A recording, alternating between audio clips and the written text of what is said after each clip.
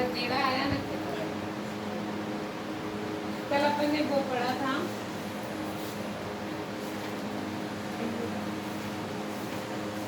Alimentary canal plus glands मिलके बनाती हैं डाइजेस्टिव सिस्टम। कल मैंने तुमको एलिमेंट्री कैनाल पढ़ा दिया था। एलिमेंट्री कैनाल में क्या क्या होता है। आज अपने को उसके साथ साथ कौन कौन सी ग्लैंड्स कहाँ कहाँ जुड़ी रहती है ये पढ़ा। तो अपन ने सबसे पहले पढ़ा था एलिमेंट्री कैनाल में माउथ। यस और नो? थोड़ा सा क्विक रिवीजन। माउथ में क्या होता है? इंजेस्टेड, हाथ खाना मुंह तक ले जाता है, टीथ, लिप और टंग उसका सारा काम करती है। टीथ क्या करता है? खाने को छोटे छोटे पीसेस में तोड़ता है। यहाँ पे हमारे पास माउथ में एक ग्लैंड होती है जिसको अपन कहते हैं सलाइवरी ग्लैंड। यस और नो? ये नीचे की तरफ यहाँ क्या ना मुँह में पानी आ जाता है क्योंकि अच्छा देखो पानी आता है, पानी पता से देखे पानी आता है। तो बेसिकली ये सलाइवरी ग्लैंड होती है। जो ये सलाइवरी ग्लैंड होती है ये अपना सिक्रीशन जो भी इससे निकलता है वो माउथ में छोड़ती रहती है। आई बात समझ में? तो टंग क्या करती है? वो कटे हुए छोटे छोटे फूड को इस सलाइवा से क्या करती है? मिक्स करती रहती है। अब ये जो सलाइवा होता है, जो सलाइवरी ग्लैंड रिलीज करती है, ये सलाइवा 3 चीजों का मिक्सचर होता है। वाटर, मक्कस, मक्कस यानी होता है चिकना एक पदार्थ, ठीक है, मक्कस, एंड एक केमिकल होता है एंजाइम। एंजाइम्स यानी केमिकल ही होते हैं।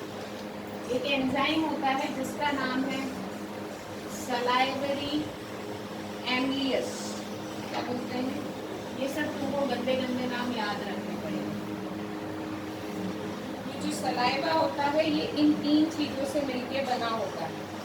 तो जो हमारे फूड का डाइजेशन होता है वो मुंह में शुरू हो जाता है।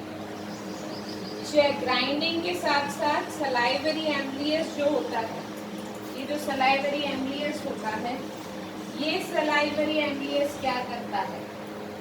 ये सलाइवरी एम्लियस जो भी हम स्टार्च खाते हैं, हमारे फूड में स्टार्च होता है, बेसिकली इट इज टेस्टलेस, उसका कोई टेस्ट नहीं होता। स्टार्च किन फूड्स में होता है? आलू में, ब्रेड में। जो स्टार्च, जिन फूड्स में स्टार्च होता है, ये इस स्टार्च को कन्वर्ट करता है किसमें? शुगर माल्टोज में। शुगर माल्टोज भी एक शुगर जैसा ही कंपाउंड होता है। आई बात समझ में? तो यहाँ पे फिजिकल डाइजेशन तो टीथ करते हैं और केमिकल डाइजेशन कौन करता है? सलाइवरी एम्लियस। आई बात समझ में? लेकिन यहाँ पे पूरा स्टार्च डाइजेस्ट नहीं होता। क्यों? क्योंकि हम खाना मुंह में थोड़ी देर ही रखते हैं, कई कई तो सीधे निगल ही लेते। तो बेसिकली स्टार्च का फुल डाइजेशन माउथ में पॉसिबल, क्योंकि माउथ में हमारे ज़्यादा देर खाना नहीं रहता है। तो लेकिन अगर कोई स्टार्च वाला फूड अपन ज़्यादा देर तक मुंह में चबाएं तो हमें वो मीठे लगते हैं। क्यों? क्योंकि जो टेस्टलेस स्टार्च होता है वो कन्वर्ट हो जाता है किसमें? शुगर माल्टोज में। आई बात समझ में? Getting my point? ठीक है। फिर ये मक्कस और वाटर भी उससे मिल जाते हैं और वो खाना किस में आ जाता है? फूड पाइप में। फूड पाइप या जिसको अपन ने बोला था एसोफेगस।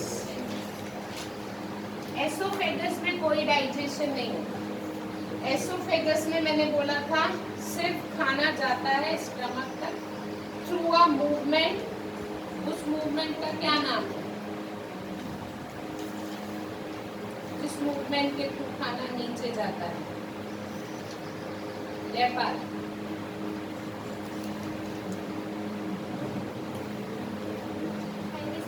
पेरिस्लेटिक मूवमेंट।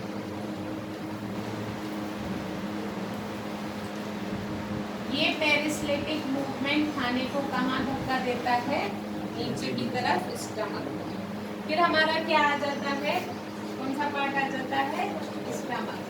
कल मैंने तुम लोग को बताया था stomach is a J shaped organ, जो हमारे लेफ्ट साइड ऑफ बॉडी में प्रेजेंट रहता है। इसकी वॉल काफी स्ट्रॉन्ग रहती है, स्टमक की वॉल्स काफी स्ट्रॉन्ग रहती है। अब ये इसी की मसल्स, इतनी स्ट्रॉन्ग मसल्स के कारण वो बिल्कुल ऐसा पेस्ट बन जाता है खाना जो होता है। उन्होंने बोला है यहाँ पे आने के बाद खाना और छोटे छोटे टुकड़ों में टूटता है। It is mixed with mucus. यहाँ पे भी स्टमक के पास क्या होता है,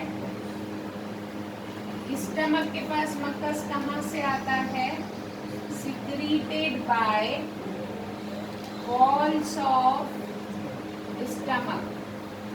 ये मक्कस कौन सिक्रीट करता है, पेट की वॉल। ये मक्कस से खाना मिलके किस में कन्वर्ट हो जाता है, सेमी सॉलिड पेस्ट में। किसमें कन्वर्ट हो जाता है, सेमी सॉलिड पेस्ट में कन्वर्ट हो जाता है। आई बात समझ में। जो हमारे स्टमक की वॉल्स होती है उसके पास एक ग्लैंड होती है। यहाँ पे अपने पास सलाइवरी ग्लैंड थी, अब दूसरी ग्लैंड यहाँ पे आ रही है, गैस्ट्रिक ग्लैंड। कौन सी ग्लैंड होती है, कहाँ पे होती है, स्टमक की वॉल्स। आई बात समझ में। ये जो गैस्ट्रिक ग्लैंड होती है ये एक जूस सिक्रेट करती है जिसको अपन बोलते हैं गैस्ट्रिक जूस। आ गई बात समझ में। ये जो गैस्ट्रिक जूस होता है ये 3 चीजों का मिक्सचर होता है, HCl, mucus and one more chemical जिसको अपन बोलते हैं पेप्सिन। आ गई बात समझ में। तो पेप्सिन क्या है, पेप्सिन एक प्रोटीन डाइजेस्टिंग केमिकल। ये किसको डाइजेस्ट करता है, प्रोटीन्स को, जो हम प्रोटीन खाते हैं। वैसे जो हर्बीवोर होते हैं वो प्रोटीन कम खाते हैं। हमारे हर्बीवोरस में प्रोटीन पालक में, ग्रीन सब्जी में, दाल में होता है, जो कम खाते हैं। आई बात समझ में। जो नॉन वेजिटेरियन होते हैं they are having a very rich source of protein, egg. आई बात समझ में। अभी अपन इसका एक एक का रोल देखते हैं। HCl क्या करता है पेट में, आगे बात समझ में। HCl जो होता है वो पेट के मीडियम को एसिडिक बनाता है। क्या करता है, पेट के मीडियम को क्यों बनाता है, HCl एसिड है, HCl इज हाइड्रोक्लोरिक एसिड। तो ऑब्वियसली ये पेट में जो खाना है उसको एसिडिक मीडियम में ले जाता है। क्यों एसिडिक मीडियम हमको क्यों जरूरी है, पहला पेप्सिन जो होता है works only in acidic medium. Pepsin सिर्फ किस मीडियम में काम करेगा, तो क्योंकि पेप्सिन अपना काम करे इसलिए HCl जनरेट होता है। HCl पेट में जब भी जनरेट होता है जब हमारे पेट में खाना होता है। जब हमारा पेट खाली होता है तब वहाँ पे कोई HCl नहीं होता। आई बात समझ में। हमारी जो स्टमक की वॉल होती है वो भी प्रोटीन से बनी होती है, लेकिन उस वॉल के आगे पीछे एक प्रोटेक्टिव लीनिंग मतलब प्रोटेक्टिव शेल होती है जो किससे बनी हुई होती है, तो वो इस एसिडिक मीडियम से पेट की वॉल को बचाती है। एसिड तो पेट की वॉल को खराब करेगा, तो मकस का ये काम है। आई बात समझ में? तो मैंने बोला HCl मीडियम को एसिडिक बनाता है ताकि पैप्सिन अपना काम कर सके। दूसरा, HCl किल्स बैक्टीरिया। जो हम खाना खाते हैं ना, उसमें हमारे फूड के साथ साथ कई बैक्टीरिया चले जाते हैं, तो ये HCl उनका क्या कर देता है, स्वाहा। आगे बात समझ में? अब होता है मकस। मकस क्या करता है? मैंने बोला है simple, it protects the wall of stomach. किसको बचाता है? स्टमक की वॉल को बचाता है। किससे बचाता है? एसिड से। किससे बचाता है? Corrosive effect of acid. Corrosive effect of acid मतलब एसिड के पास खा जाने की ताकत होती है। किसी मेटल के ऊपर गिराओ, साफ। आई बात समझ में? इसके कोरोसिव इफेक्ट से हमको बचाता है। आई बात समझ में? Okay okay. उसके बाद हाँ, लर्न करने के लिए एक चीज और, mucus also protects the stomach of wall from the proteolytic nature of pepsin. ये मैंने देखा नहीं, ये मैं देख के बता दूंगी या तुम देख के आना इस लाइन का क्या मतलब।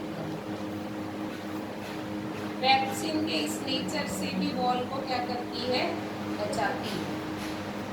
आई बात समझ में? Getting my point? अब उन्होंने बोला हाँ, और क्या काम है मकस का? It lubricates the food.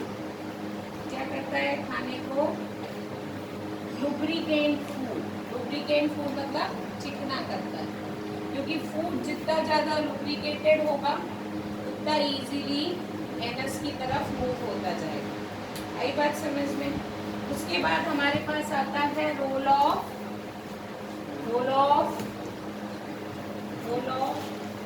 Pepsin.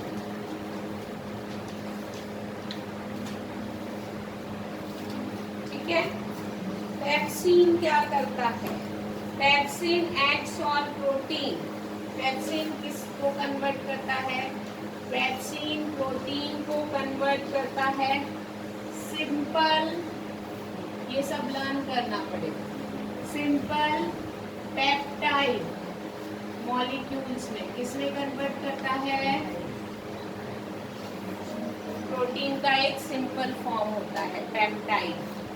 तो पैप्सिन जो भी खाना हम प्रोटीन खाते हैं उसको कन्वर्ट करता है किसमें? Simple peptide molecules. आगे बात समझ में? हमारा खाना 2-3 घंटे तक के लिए पेट में रहता है। आई बात समझ में? तो इसमें फूड का बहुत कुछ डाइजेशन हो जाता है। अब बचा, अब ये जो पूरा खाना है, अगला पार्ट, पहला माउथ था, एसोफेगस था, स्टमक था। अब ये खाना कहाँ जाता है? बेसिकली जो स्मॉल इंटेस्टाइन है वो काफी लंबी होती है। यस और नो? मैंने बताया था ये nearly 5 to 6 metre long tube है जो काफी नैरो है।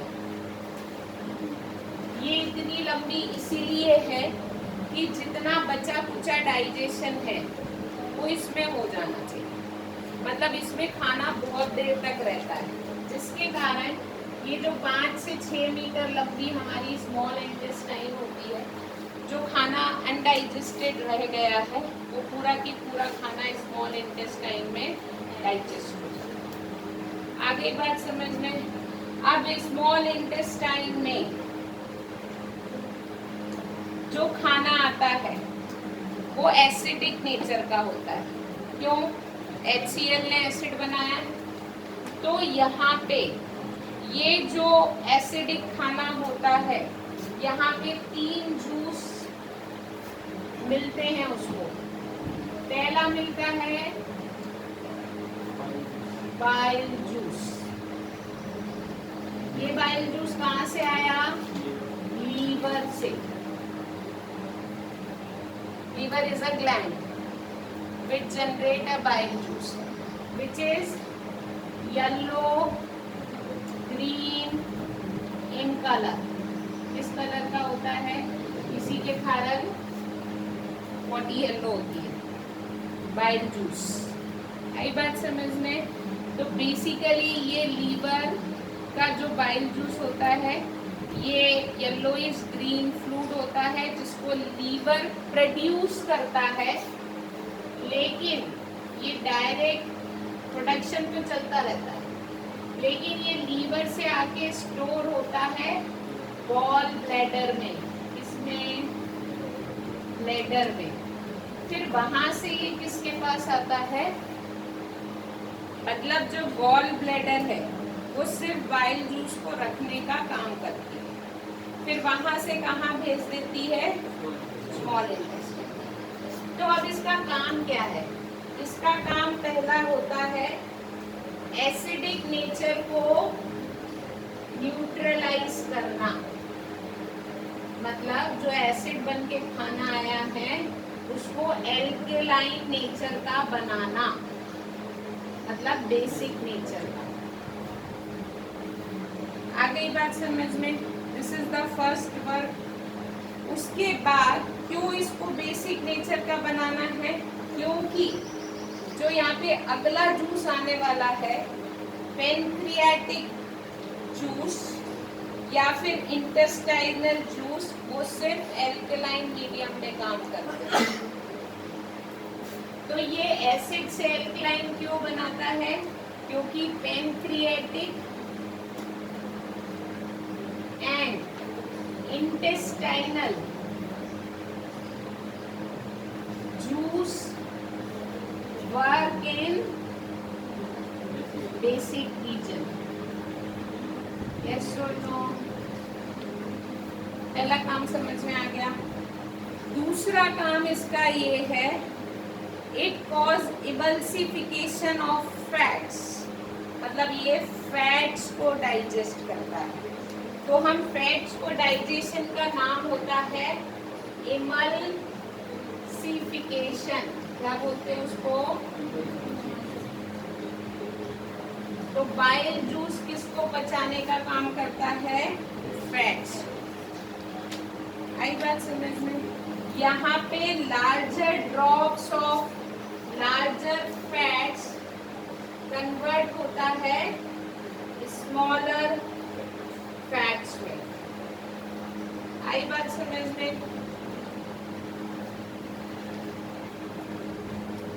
हाँ सॉरी, देखो बेसिकली इमल्सिफिकेशन ऑफ फैट्स का मतलब डाइजेशन नहीं होता पूरी तरीके से। इमल्सिफिकेशन का मतलब होता है बड़े बड़े फैट्स के मॉलिक्यूल्स को छोटे छोटे फैट्स के मॉलिक्यूल्स में कन्वर्ट करना। क्यों? क्योंकि आगे जाके हम देखेंगे फैट्स को पचाने के लिए एक चीज आएगी लाइपेस, और वो जो लाइपेस होता है वो बड़े मॉलिक्यूल पे काम नहीं करता। इसलिए यहाँ पे बाइल जूस बड़े फैटी मॉलिक्यूल्स को स्मॉल फैटी मॉलिक्यूल्स में कन्वर्ट करता है, ताकि आगे जाके उसको जो एक केमिकल मिलने वाला है वो केमिकल छोटे मॉलिक्यूल्स को इजीली डाइजेस्ट करता है। आई बात समझ में? ओके। क्यों? अब देखो एक बड़ा मॉलिक्यूल है, इससे मैंने छोटे छोटे कांच बना लिए, तो इसका सरफेस एरिया ज्यादा होगा। सरफेस एरिया मतलब क्या होता है? सरफेस एरिया मतलब होता है एक कागज इस पे लपेटो और इन सबको छोटे कागज पे लपेटो और फिर उन कागजों को खोल दो जमीन पे। जो ज्यादा जगह कवर करेंगे उनका सरफेस एरिया। तो एक कागज जिसने इस बॉल को पैक किया था और 5 कागज जिनने इन बॉल को पैक किए हैं, अगर फैलाओगे तो ये 5 कागज का एरिया ज्यादा आएगा। तो हम छोटे मॉलिक्यूल में इसलिए कन्वर्ट करते हैं ताकि जो लाइपेस एक केमिकल है, वो इन पे ज्यादा सरफेस एरिया पे इफेक्ट अटैक कर पाए, ताकि ये इसको इजीली डाइजेस्ट कर सके। आई बात समझ में? Getting my point? ओके। उसके बाद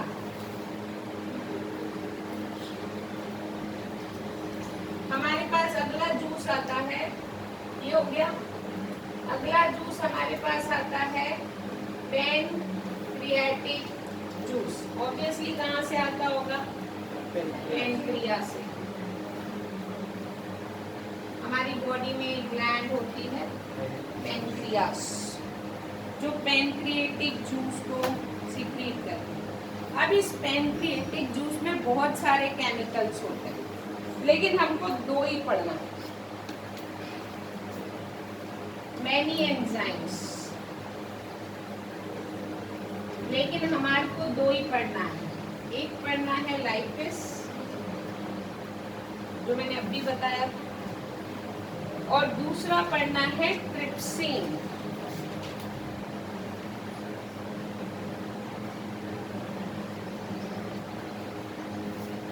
आगे बात समझना। ये जो लाइपिस होता है, ये डाइजेस्ट करता है फैट्स को। ऑब्वियसली अपन पहले पढ़ के आए, तो इट डाइजेस्ट फैट्स, या फिर फैट्स को ही दूसरा बोल सकते हैं लिपिड्स। आगे बात समझ में। और जो ये ट्रिप्सिन होता है, ये बचे हुए प्रोटीन को, जो ऊपर नहीं डाइजेस्ट हुआ था, उसको डाइजेस्ट करता है। तो ट्रिप्सिन यहाँ पे क्या करता है? It breaks protein. किस पे काम करेगा? प्रोटीन पे। आ गई बात समझ में?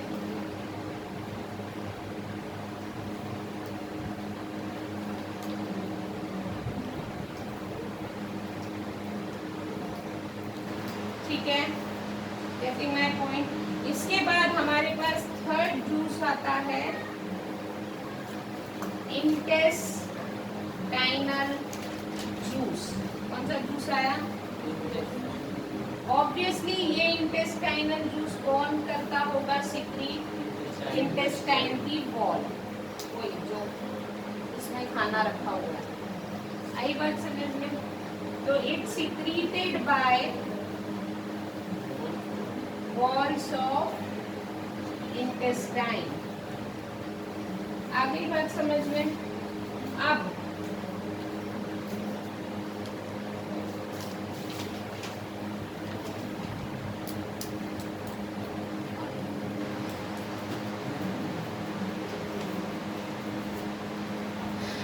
आई बात समझ में? अब ये जो इंटेस्टाइनल जूस होता है, ये क्या करता है? फाइनल काम करता है, it converts proteins into amino acids. किसमें कन्वर्ट करता है? अमीनो एसिड एब्जॉर्प्टिव फॉर्म है। अब इसको अपन डायरेक्ट पी लेंगे, मैं नहीं पी लूंगी, बॉल पी लेंगे, ठीक है। प्रोटीन को कन्वर्ट कर देता है अमीनो एसिड्स में, फैट्स को कन्वर्ट करता है फैटी एसिड्स में, और ग्लिसरॉल में। नाम याद रखने पड़ेंगे, ठीक है। और कार्बोहाइड्रेट्स को कन्वर्ट करता है सिंपल शुगर, यानी कि ग्लूकोज। आगे बात समझ में? यहाँ आके हमारा स्मॉल इंटेस्टाइन में फूड पूरा क्या हो जाता है? डाइजेस्ट हो जाता है। तो वॉल में, इंटेस्टाइन में आके अब हमारी सेकेंड न्यूट्रिशन की प्रोसेस होती है, जिसको अपन ने बोला था एब्जॉर्प्शन। इंजेशन तो माउथ में हो गया था, डाइजेशन पेट में और इन सब में हो गया, ये पूरा डाइजेशन हो रहा था। अब हमारा स्मॉल इंटेस्टाइन में कौन सा प्रोसेस होता है? क्योंकि खाना पूरा क्या हो चुका है? पच चुका है। तो आप आफ्टर डाइजेशन बाय इतने केमिकल, जो सिंपल सॉल्यूबल सब्सटेंस है that are absorb by the wall of intestine, small intestine. अब मैंने बताया था क्योंकि एब्जॉर्प्शन कहाँ होता है, स्मॉल इंटेस्टाइन में, इसलिए ये स्मॉल इंटेस्टाइन की वॉल कुछ अलग तरीके से बनी होती है ताकि यहाँ पे खाना ज़्यादा से ज़्यादा एब्जॉर्ब हो सके। पहली चीज वेरी लॉन्ग, एब्जॉर्प्शन के लिए उसको सबसे ज़्यादा सपोर्ट करता है कि ये बहुत लंबी है।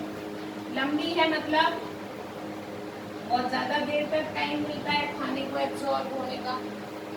यस और नो। दूसरी इसकी क्वालिटी होती है ज़्यादा लंबी होने के टाइम उसको इनफ टाइम भी मिलता है और स्पेस भी मिलता है एब्जॉर्प्शन के लिए। यस और नो। फिर मैंने बोला था इसमें फिंगर लाइक प्रोजेक्शन होते हैं जिसको अपन क्या कहते हैं, विली।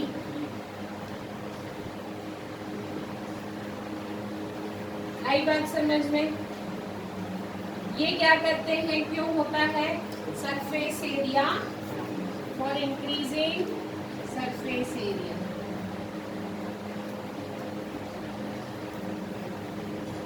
यस और नो, ठीक है। फिर मैंने बोला था ये जो विली होती है इनके पास बहुत सारी ब्लड की कैपिलरीज होती है। क्या होती है?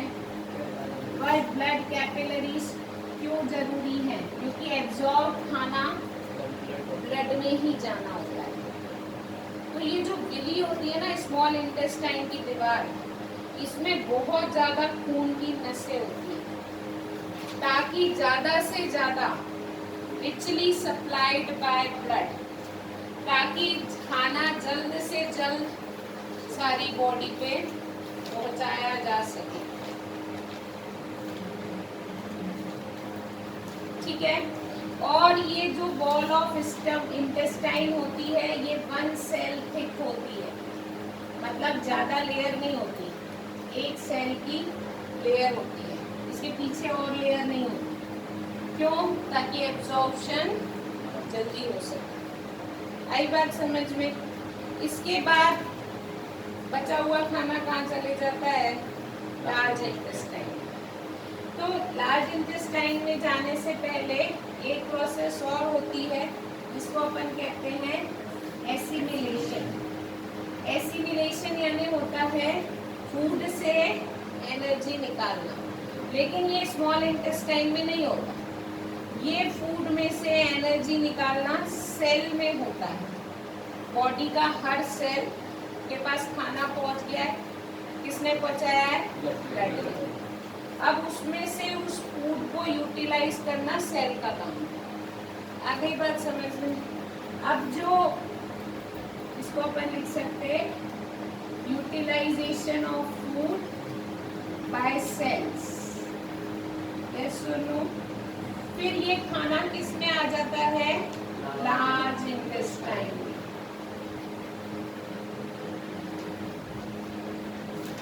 लार्ज इंटेस्टाइन यानी ऐसा चौकोर पैकेट। यस और नो? ये लार्ज इंटेस्टाइन में ब्रॉडर मोटी नली होती है।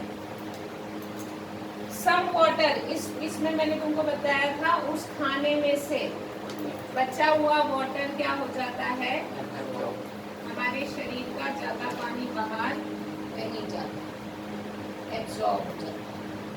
जब हमारा पेट खराब हो जाता है तब ये नहीं होता, फिर लूज मोशन हो जाता है, वाटर एब्जॉर्प्शन खत्म हो जाता है। आई बात समझ में? फिर इसके बाद लास्ट प्रोसेस होती है इजेशन। क्या होता है? इजेशन यानी undigested food are removed via anus. किसके थ्रू? एनस के थ्रू वो फूड क्या हो जाता है? तो दिस इज बेसिकली पूरा न्यूट्रिशन इन ह्यूमन। अब इसमें से कुछ भी क्वेश्चन बन सकता है। तो तुमको पूरे नाम, पूरे फंक्शंस सब पता होना चाहिए, कहाँ क्या होता है, डायग्राम, क्वेश्चन बनाने वाला कुछ भी बना सकता। आ गई बात समझ में? अब इस न्यूट्रिशन में कितना टाइम, 30 मिनट। अब इस न्यूट्रिशन में एक चीज और होती है, डेंटल कैरीज। 2 मिनट में बता देती हूँ होता क्या है सिलेबस नहीं, ठीक है। डेंटल कैरीज क्या होती है? दांतों की सुरक्षा। हमारा जो दांत होता है, जो हमको ऊपर से दिखता है व्हाइट कलर का, इससे पेन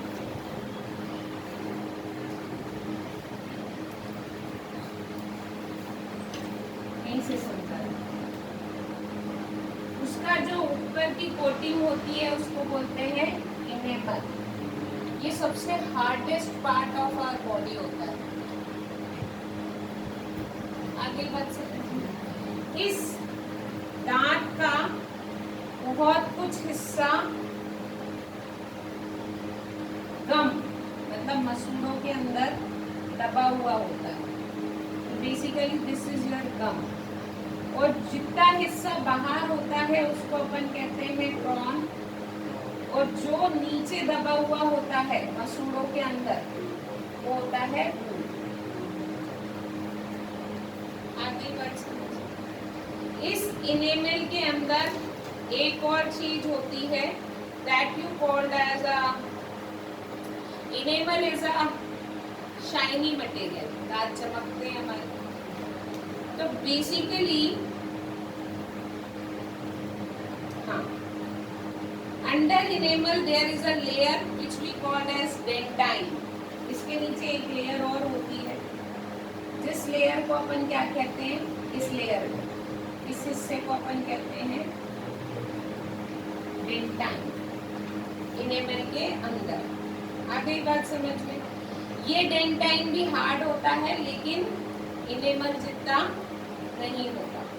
और जो मिडिल पार्ट होता है यहाँ पे, ये वाला हिस्सा, इसको अपन कहते हैं पल्प कैविटी। क्या कहते हैं? और ये पल्प कैविटी के नीचे बहुत सारी खून की नसें रहती हैं।